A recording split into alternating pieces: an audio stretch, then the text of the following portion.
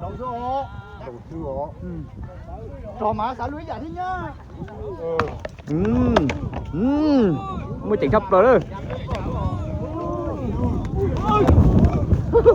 Cái đầu cái tập lên.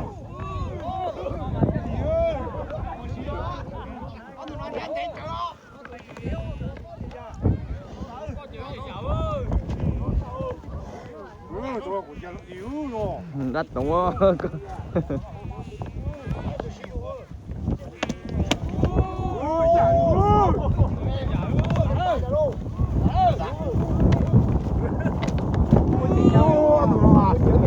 Đúng là chạy luôn.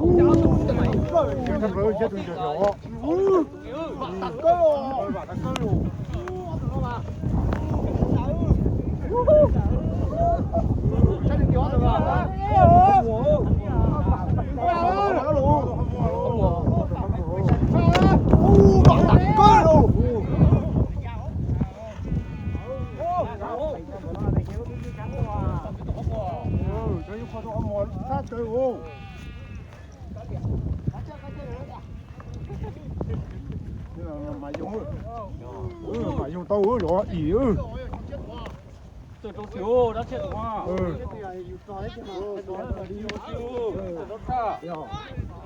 ôi, từ xa không một lần thao. Tôi có một sát thiếu. Nhớ gì cơ? Dạ, đi cho 10 á. Trời sát đâu? Có tàu cũng được á thế. Của sân đó thế. Lít coi cũng. Tôi tao. Cái con tụi tao luôn. Có nhà gì tôi? Ăn lịch trời luôn. Tôi sát mẹ tao được. Sân đã của tài đấy. Chứ khôi tôi của tài à. Tới gì vậy?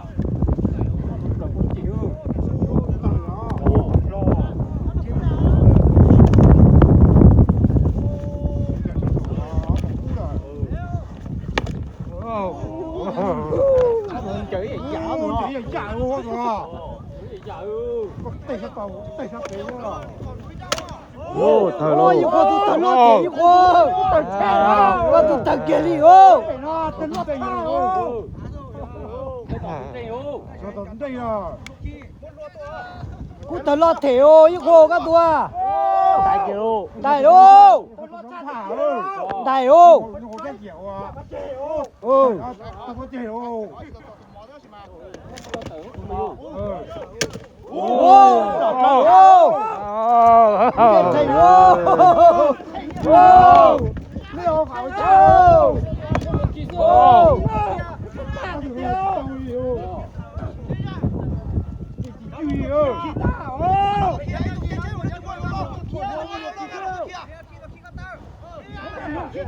đừng luôn có đã luôn, đừng luôn có là chua.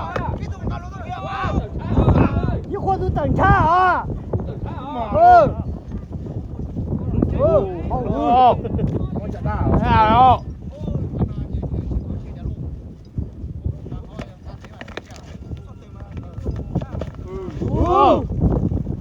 Ừ. Cậu cũng có gì vậy? Cha nó lo cha li ô. Chị chiêu. Tiêu, không tiêu. Ừ.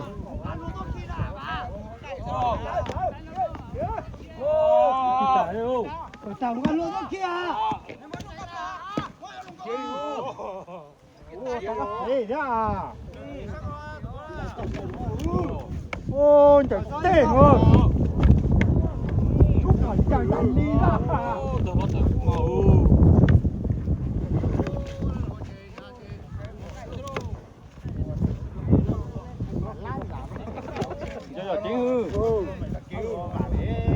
Mua luôn đó